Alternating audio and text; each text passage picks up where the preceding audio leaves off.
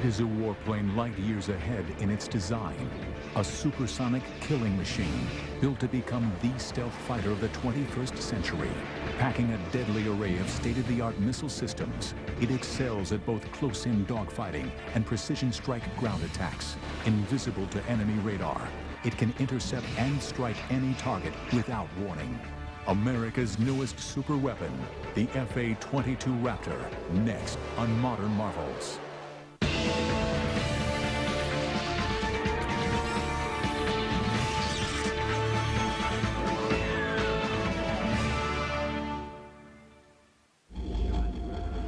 (1981). In his first press conference as President of the United States, Ronald Wilson Reagan offered a deal to the Soviet leader Leonid Brezhnev. If Soviet SS-20 missiles aimed at Western Europe were removed, America would not deploy its Pershing II cruise missiles to counter the threat. Throughout the 1960s and 70s, the Soviets developed different missiles to attack in different altitude bands. You couldn't fly under the missile threat. You couldn't fly over the missile threat. You had to deal with the missile threat. One way to do that is to make suppression of enemy air defense, that is destroying the missile sites and the radars, the most important mission for the Air Force. By the 1970s, air dominance had re-emerged as a top priority, and the U.S. Air Force committed to building its first pure air superiority fighter, an aircraft that would eventually become the F-15 Eagle. But just as F-15s became operational in 1978, alarming new evidence suggested that the new fighter's superiority might only be temporary. U.S. reconnaissance satellites passing over a Soviet flight test center north of Moscow discovered new Soviet fighters being tested. One was the agile fighter, the Mikoyan MiG-29. But the other came as a huge shock to Western analysts. It was bigger than the F-15 and far bigger than any previous Soviet-built fighter, the Sukhoi T-10 prototype. At that time, the Soviet Union initiated some very aggressive programs to come up with counters.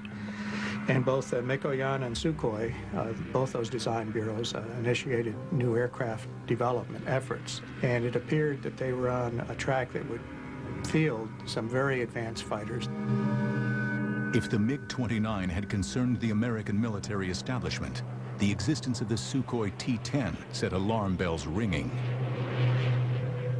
These are very good aircraft. They're aircraft that play in the same league as some of the top NATO aircraft, like Phantom, and ultimately like F-15.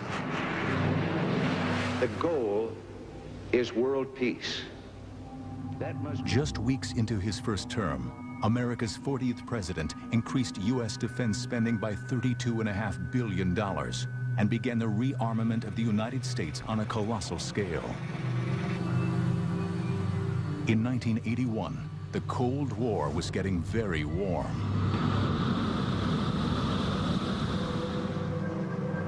As Reagan and Brezhnev squared off, the U.S. Air Force concluded that it urgently needed a replacement for its F-15, an advanced tactical fighter, or ATF, that would have no equal. As American planners start to develop the concept of air-land battle to fight World War III, the U.S. Air Force starts to think about the kind of equipment it wants to have when it comes time to fight the war. At that time, in the secretive black world of advanced military aviation development, one technology had emerged at the forefront: stealth. During that period, the late 1970s, of course, in what we call the black world, in the world of secret programs, there was a great effort going on to come up with counters to these new Soviet weapon systems that could enable us to knock out their SAM system. And that, of course, led to the development of the F-117. Analysis of air-to-air combat in Vietnam, called the Red Baron Study, had kick-started the race for stealth. An operational analysis study showed that in Vietnam, that most aircraft were killed by other aircraft that they hadn't seen. So from this, you get the idea that if the aircraft isn't seen, it has a tremendous advantage.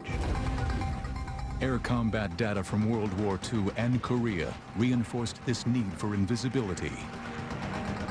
So from this, in a process of operational analysis, the U.S. Air Force learns that what you really need to do is be invisible to the enemy. And that means that an aircraft is designed to be as near as possible invisible to an enemy fighter aircraft. Its geometry is designed to give it a very low profile, that is to make it very invisible to an oncoming fighter aircraft using high-frequency fighter aircraft radar.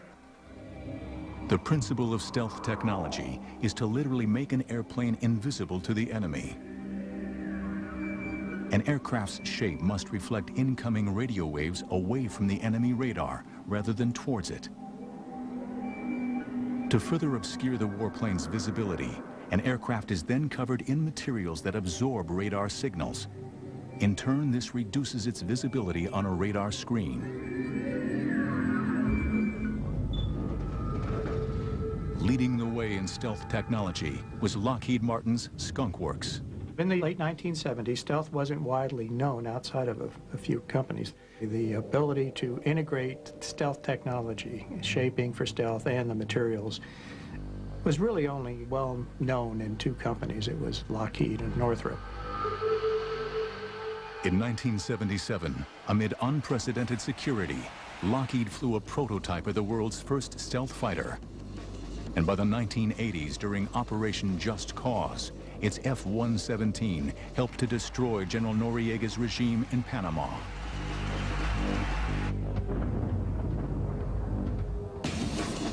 Now, the U.S. Air Force decided that any new fighter must incorporate stealth technology and identified two other areas in which a future air superiority fighter should excel.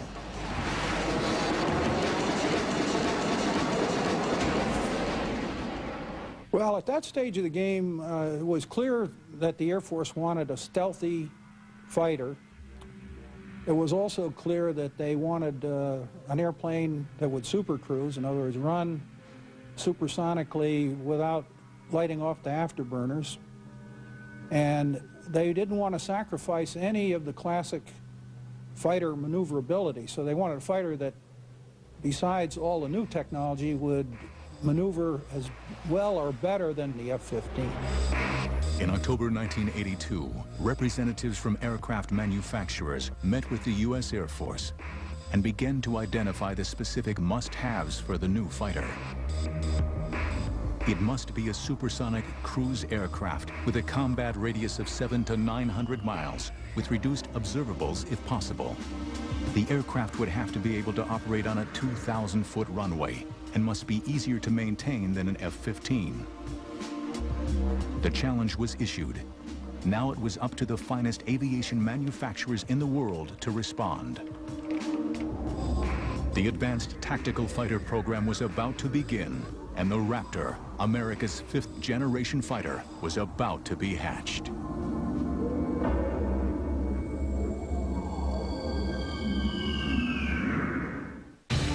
The FA-22 Raptor is so stealthy, it appears the size of a bumblebee when detected by radar, even though it's more than 62 feet long with a wingspan of 44 feet.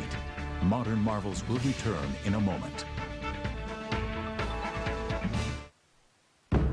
To me, game day is the most important day of the week. It doesn't matter if it's the big game or tossing the ball around in my neighborhood. I believe that my performance is a reflection of how I take care of myself and how I want to live well. GNC Mega Man Sport Multivitamin helps me do just that. It's balanced nutrition in a proprietary sports blend, enhanced with antioxidants, prostate, and heart support, plus key amino acids, the building blocks for healthy muscles. Game day starts with my Mega Man Sport Multivitamin from GNC. Live well. Okay, on the three-course menu, I'll have the green bean fries, the ribs, and the Oreo cake. Oh, no, wait, the bruschetta chicken parmesan, mahi-mahi. Maybe I should do the turkey burger. Friday's three-course menu is back with 210 possible combinations to build your perfect meal. Choose from 5 awesome appetizers, 14 amazing entrees, and 3 delicious desserts. Just $12.99. Only at Fridays. Which is why we use the turn signal. All right, who can tell Mr. Leffler why it's dangerous to go fast? The faster you go, the less control you have over your car. Very good, Mr. Edwards, which is why... Well, yeah, because last year at Charlotte, going about 175 off turn 4, Casey got real sideways and just T-boned me right in the door. If I'd have backed it down to, say, 150, 140, he'd have missed me completely. T-boned you. Well done. The NASCAR Busch Series on ESPN2. Season begins Saturday at Daytona. No one of our age has ever taken power, so we're too young to realize that certain things are impossible. I'm going to take on the slave trade. Do it. Blow their filthy ships out of the water. You have passion. That matters more. No matter how loud you shout, you will not drown out the voice of the people! From the makers of Ray comes the first must-see film of the year. A sweeping epic, says Jeffrey Lyons. It's triumphant. Amazing Grace. Rated PG. Opens in theaters everywhere February 23rd. America's changing shape with Dexatrim Max 2.0. Now in 2 delicious new flavors. Gives me and my water a boost. Size 8, here I come. Helps curb cravings. A healthy way to max out your weight loss. Dexatrim Max 2.0. Max out your water. Sunday, the rules will be broken. Iconic predators will fight for their lives, threatened by outsiders, their environment, and arch enemies, because even the invincible are vulnerable. On Planet Carnivore, Sunday starting at 8 on Channel 276, the National Geographic Channel. Dare to explore. Cold sores are gonna clear up. Put on a happy face. Want them gone fast? Get Herpes L. Unlike other treatments, it helps heal lips fast, soothes skin, and protects lips. Herpes L. Just put on a happy face. Forensic science meets history to turn myth back into man. We want people to discover the real George Washington. We are using laser technology. A groundbreaking 2-year investigation ends the search for George Washington on Save Our History. Saturday night at 10 on the History Channel. Brought to you by Lowe's. Let's build something together. They were never trained for this. You don't get scared. You get scared afterwards. Their hardware wasn't built to take this kind of firepower. We could rough them up a little bit. It's going to take everything they've got. And that's when we knew that this is it. This is a fight to the finish. Death of the Japanese Navy on Dogfights. Next on the History Channel. We now return to Modern Marvels.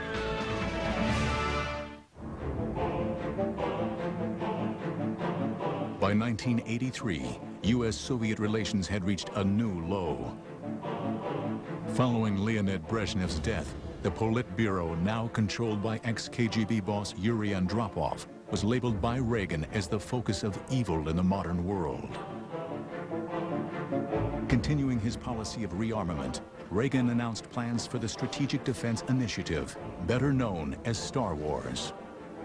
Moscow reacted furiously. Попытки Вашингтона оправдать эти наращивания, которые американцы якобы должны наверстывать, это и мыслители. That August, when Korean Airlines Flight 007, on its way to Seoul from New York, strayed several hundred miles off course into Soviet airspace, Russia acted. A fighter was sent up, and the civilian airliner with 269 people on board was shot down.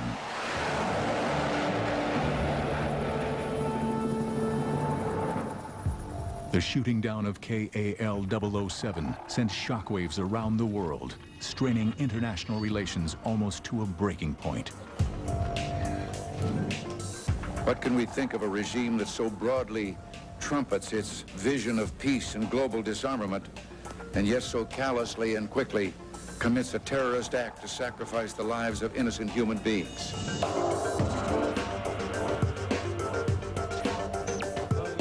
Reagan's reaction to the crisis strengthened U.S. conviction that stealth would now be the prime requirement for America's new fighter.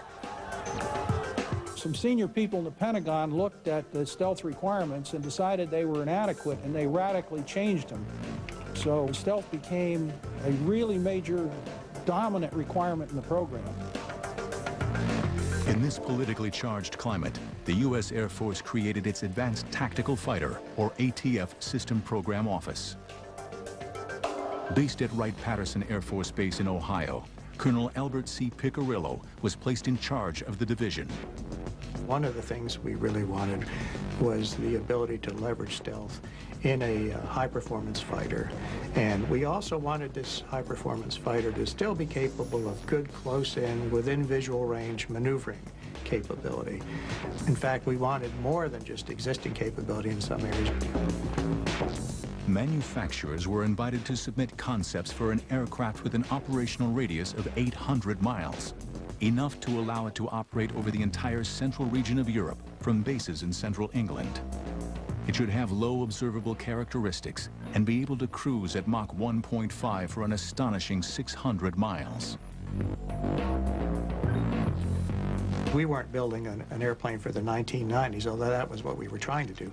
We were really building a fighter for the 21st century that could take on all of the advanced threats that the Soviet Union was likely to throw at us.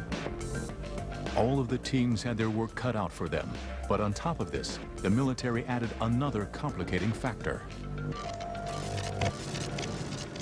At the end of the concept demonstration phase, the decision was made by the Air Force to launch a demonstration validation phase of the program that would involve building 2 flight demonstrators, YF-type airplanes, that would then be evaluated.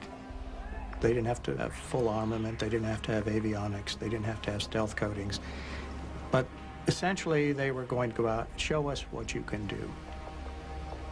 But building prototype aircraft was expensive, and no one manufacturer could afford it on their own.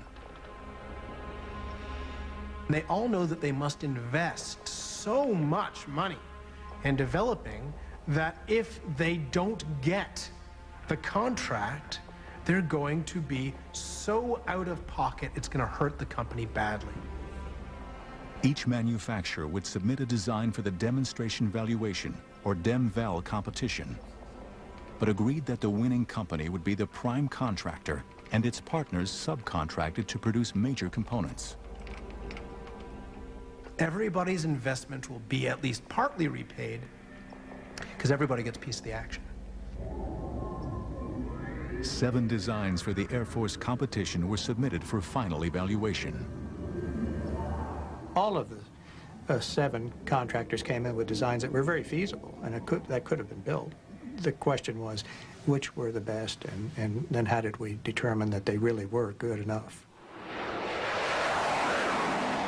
2 manufacturers with strong experience in stealth technology, Northrop Grumman with its B-2, and Lockheed Martin with its F-117 led the way.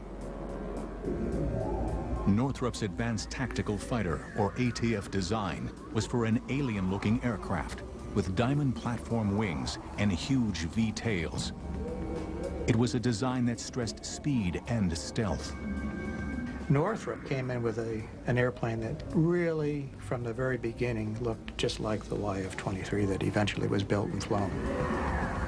Lockheed's entry echoed that of the F-117. Its vectored thrust, arrowhead shape, trapezoidal wings, and 4 tails ensured that the aircraft would be maneuverable. The fact was that Lockheed and Northrop had significant advantages in the fact that they had built stealth aircraft and flown them. There's a big credibility factor there. On October 31st, 1986, both Lockheed and Northrop's ATF designs were declared the winners. Under the terms of the DEM-VAL competition, each team would build 2 aircraft. At the end of the process, one of 2 designs would become America's new advanced tactical fighter. Costing billions of dollars, the new fighter would make a technological leap into the 21st century.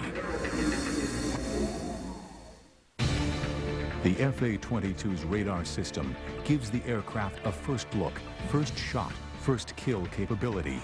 That means it can see an enemy plane first, fire a missile, and destroy the target without the pilot ever knowing. Modern Marvels will return in a moment. They were never trained for this. You don't get scared. The Soviet Union, the shapes of the two rival designs were finally unveiled. And now, ladies and gentlemen, I proudly present to you the YF-22A, prototype for U.S. air superiority in the 21st century.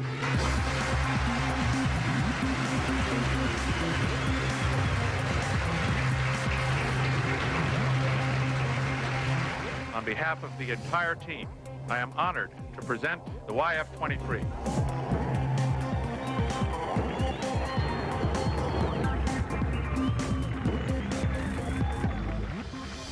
Northrop's version, called the YF-23, closely resembled its original design. Well, it was a most unusual looking aircraft, very futuristic. It had twin V-tails as opposed to what we call a cruciform, twin verticals and twin horizontals.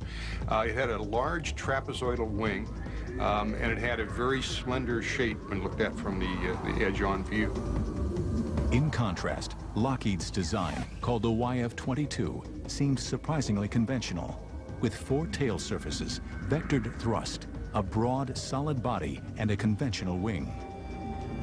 But unlike Lockheed's other stealth aircraft, the F-117, radar-absorbent materials were not applied over the whole of the FA-22, but used selectively on its edges, cavities, and other crucial surface areas. You walk around the airplane, everywhere you look, what you see is something that's designed to do the job in the most efficient and effective way, and no wasted space, no wasted capability. It's truly an airplane that's intended and has been optimized for its job.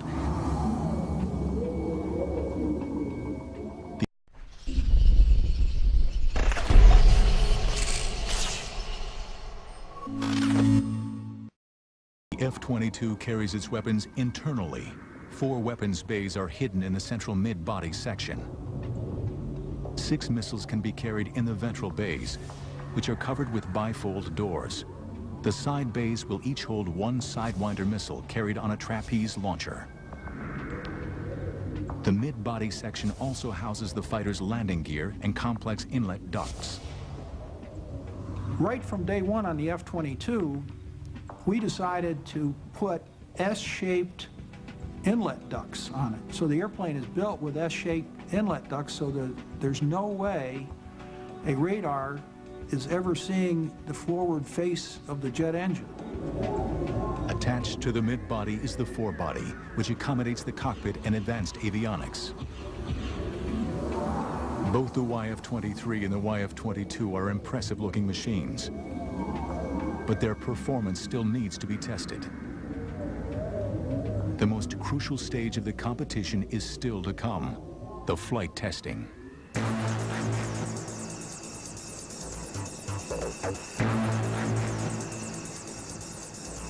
Northrop was first in the air. In August 1990, the YF-23, flown by Paul Metz, went airborne.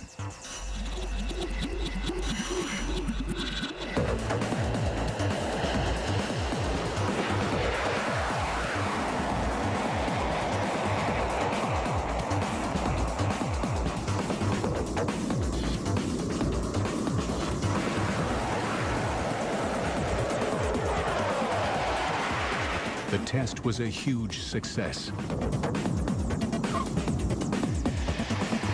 But Lockheed was quick to respond, and on September the 29th, at Edwards Air Force Base in California, Chief Test Pilot Dave Ferguson prepared the Raptor for its maiden flight.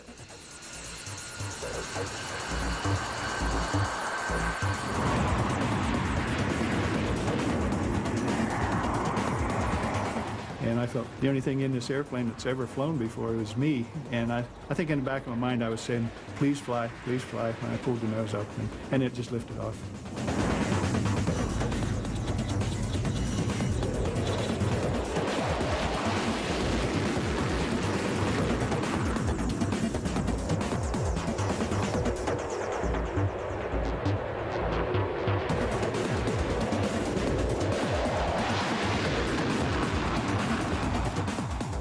I was fully aware we had a wonderful flying airplane, and The handling qualities in the takeoff and landing, or power approach as we call it, were just absolutely superb. When I landed and Sherm met me at the airplane, I said, "Hey boss, we really have a winner here."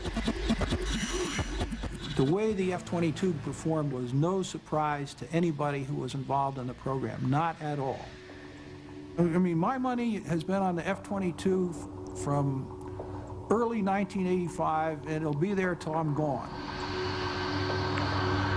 Over the next 3 months, the Raptor underwent a whole series of tests. The Air Force required both teams to give them performance projections, and then they were going to actually compare that with what the airplanes actually did in flight, subsonic, supersonic, at different altitudes, and so forth. The winner of this stage would earn a contract for 650 aircraft. The decision would hinge not just on what the contractors promised, but on the Air Force's confidence in their ability to deliver. We expected to get a lot of flying done in the 90 days. We actually got 72 flights out of 2 airplanes in 90 days. And that is about as good as you can do. During flight testing, the Raptor had beaten Northrop's YF-23 in a number of crucial performance areas. We focused on the supersonic testing, including supercruising, and we did something that Northrop didn't do, and that is we did launch a couple of missiles. We launched a Sidewinder out of the internal side bay on our prototype airplanes, and we launched an AMRAAM long-range air-to-air missile out of the internal weapon bays. The YF-22 had clearly shown that in every category, it was far superior to any existing fighter. The Air Force was very impressed by what Lockheed had done. Their flight test program was very aggressive. They flew hard and fast. They flew many more hours and sorties than Northrop did. And all of that gave the Air Force confidence that they knew what they were doing, high confidence, and they could build a superior airplane.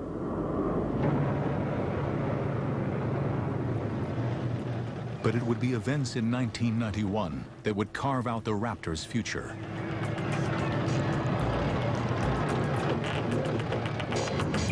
"22 minutes after midnight on January 17, 1991, Lockheed's stealth F-117 spearheaded U.S. strikes against Saddam Hussein's regime. The performance of Lockheed's stealth bombers during Operation Desert Storm gave the company and its aircraft some priceless publicity. I think clearly Lockheed was benefited in 1991 by the Gulf War, where the F-117 was a star performer. And there were skeptics of stealth, even as late as that. That had to be beneficial to the program. But another aircraft also emerged from the Gulf War with a glowing reputation.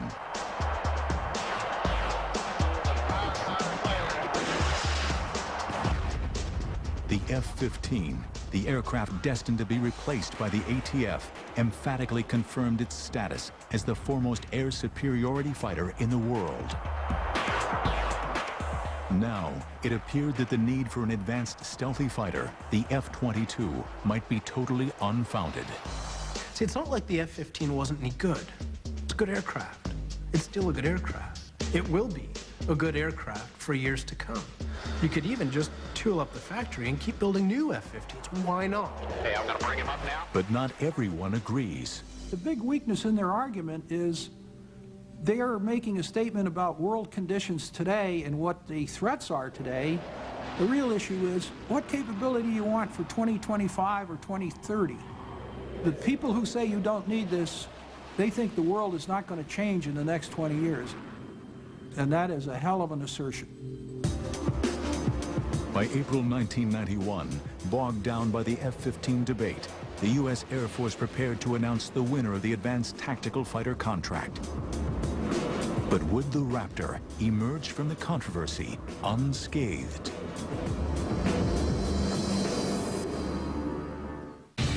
1991 The FA-22 is the first fighter aircraft with the ability to supercruise.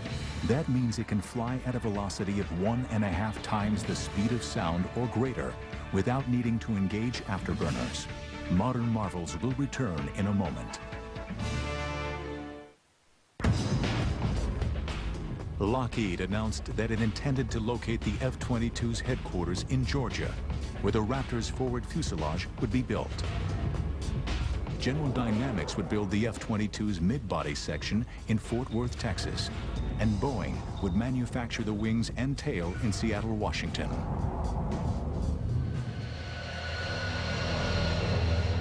But just 8 months after the contract was awarded, the program hit its first major snag. We lost one of the YF-22s. Fortunately, the test pilot, who's a good friend of mine then and now, walked away unharmed. During preliminary testing, the unthinkable happened. A YF-22, flown by Tom Morgenfeld, crashed just after takeoff. As this unique footage shows, the aircraft's thrust vectoring system forces it to belly land on the runway. A key element of the Raptor's design, thrust vectoring, uses movable exhaust nozzles to alter the angle of thrust from the two Pratt & Whitney engines. As the Raptor makes its low-level flyby, Tom Morgenfeld keeps the stick forward to keep the nose down.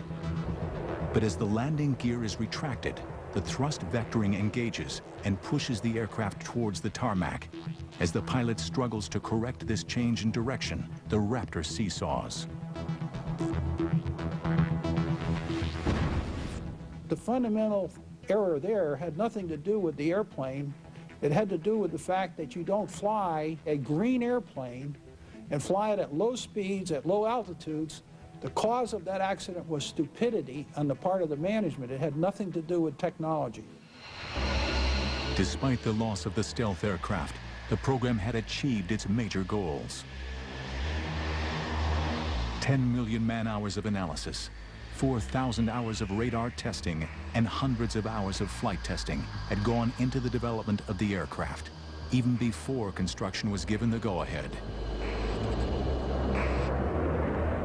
In fact, the F-22 accomplished more flight testing than any other fighter prior to full-scale production. The first FA-22 built for the U.S. Air Force was unveiled in a ceremony on April 9, 1997, at Lockheed's headquarters in Marietta, Georgia.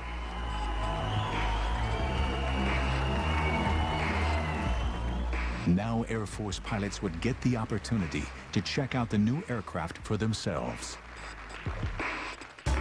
I would call the Raptor the Miss America of all aircraft. It's got the talent, it's got the bikini contest won, it's beautiful, it's got all the capabilities. It really wins the show in every aspect.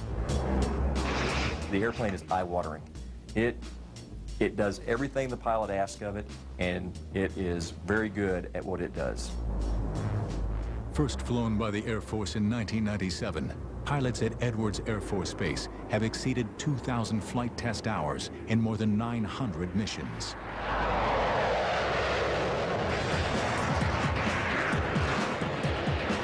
The first time I went out, one FA-22, me, against 4 F-16s. And they told me what they were going to do. They were going to do everything possible to defeat my systems.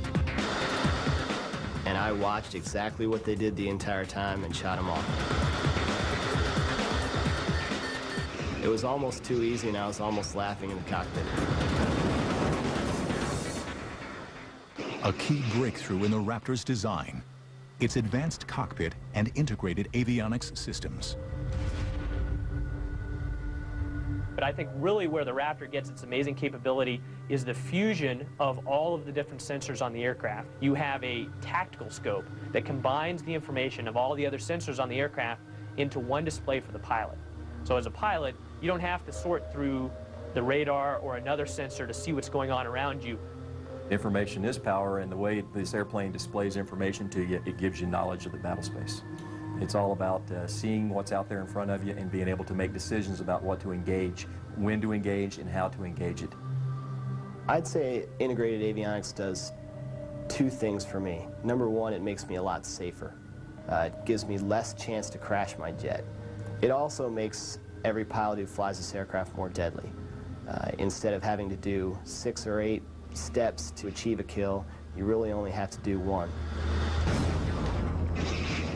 The Raptor carries a formidable array of ordnance. All of the Raptor's weapons are housed inside the aircraft. 2 bays at the bottom of the plane use a pneumatic-style hydraulic launcher that literally punch the missiles or JDAMs out of the aircraft with a force of 40 Gs. And 2 side bays house air-to-air missiles. Here, a trapeze launcher moves the missile outside the airframe very rapidly, a fraction of a second before the missile is fired. And to complement the Raptor's armament of 8 missiles, the fighter also has a gun. At one point in the evolution of the Advanced Tactical Fighter program, the U.S. Air Force had raised the question of eliminating the gun to save weight.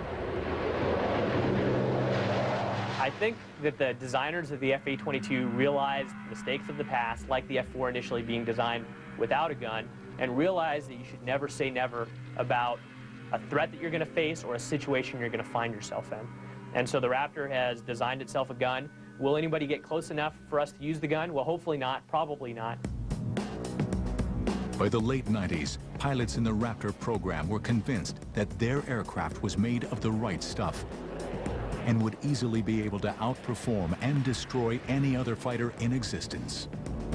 It is the sum of the parts that makes the F-A-22 so capable. Probably most important in my eyes is the stealth.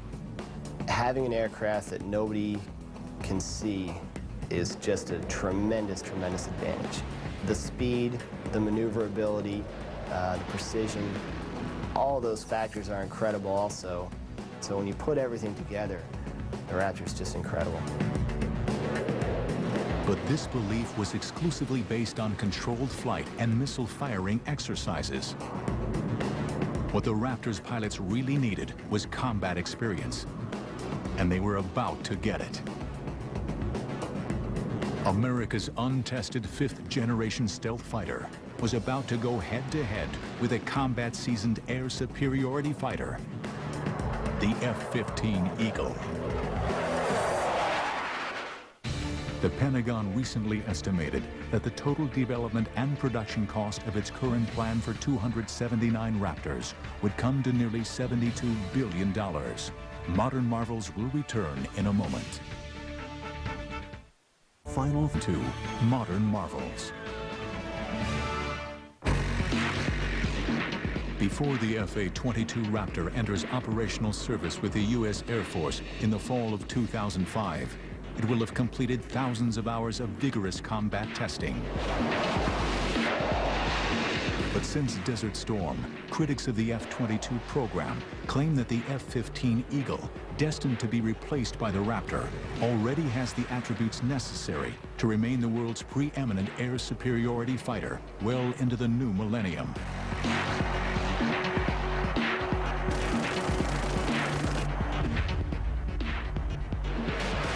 It is a view dismissed by the U.S. Air Force. If you look at the F-15 and the F-18 and compare it with existing fighters that are sold around the world today, you'll find that today we're almost at parity. If we ever run up against an enemy that has the ability in terms of the air crew to use those enemy fighters, we will have a tough time with the current generation. The F-15 is a great aircraft, and in air-to-air it is outstanding. However, with the production of new fighters that are being produced today and also some surface-to-air threats, there are situations in the F-15 that would make me nervous.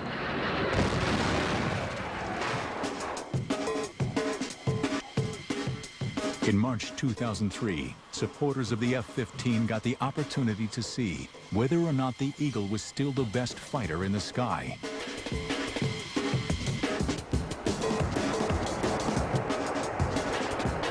Five F-15s would go head-to-head with a single Raptor. Although no missiles would be used during the exercise, the sorties would closely resemble actual combat. No mercy would be given by either side. This was a kill or be killed exercise. There was 5 adversaries and me, and my biggest concern was running out of weapons too soon. All 5 F-15s were flown by experienced F-22 pilots. One by one, the Raptor brought them down. I could never see them. I never knew that they were there, and I died. You got someone locked?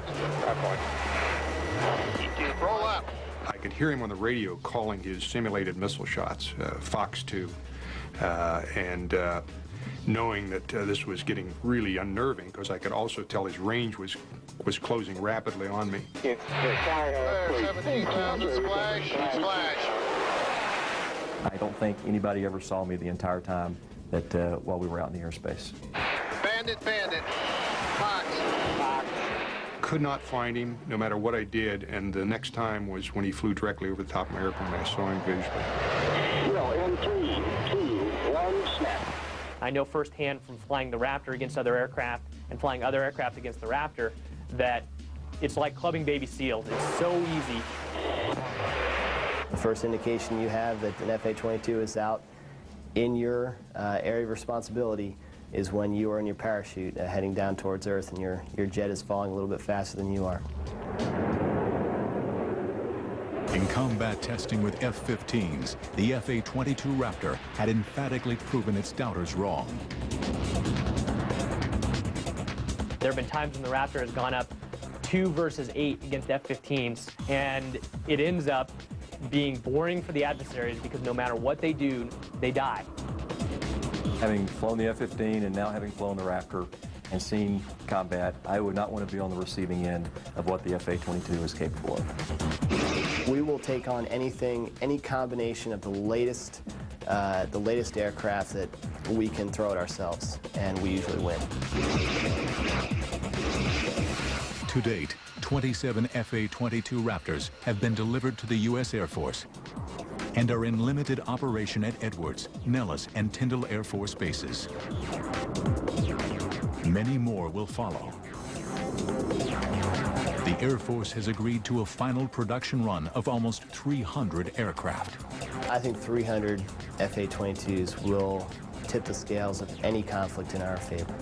I think that any country who sees 300 FA-22s flying towards it has got to get a little nervous.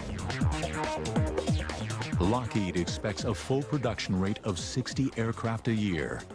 And with components and parts coming from 46 states, the FA-22 is truly a national effort.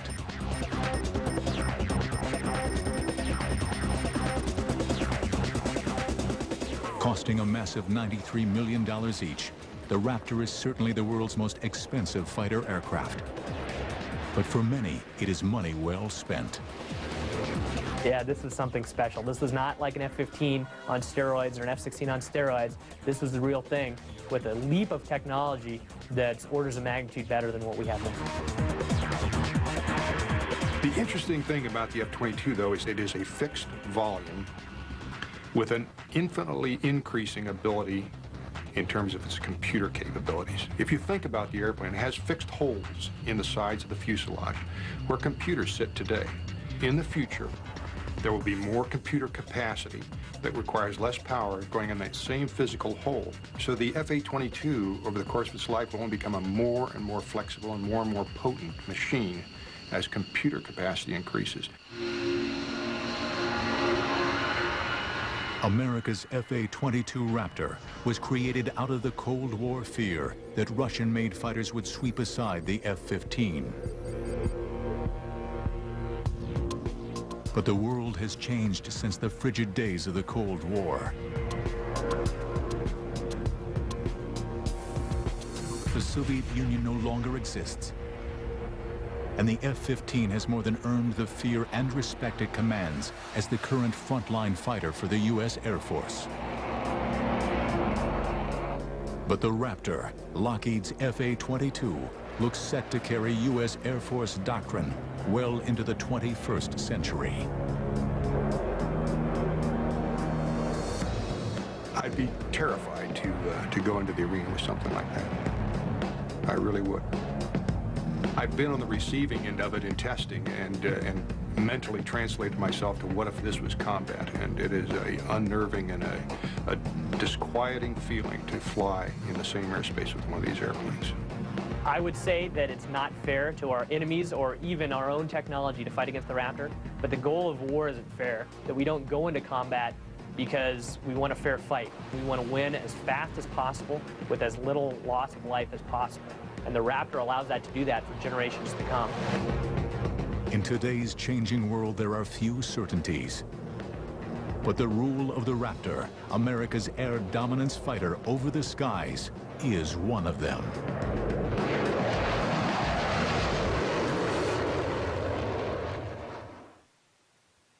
It's lopsided battles in naval history. On one side, the Yamato, the world's biggest battleship. On the other side, America's Taffy 3. Not the world's biggest battleship. But don't place your bets yet, because the outcome is quite unexpected. Death of the Japanese Navy on dogfights, next on the History Channel.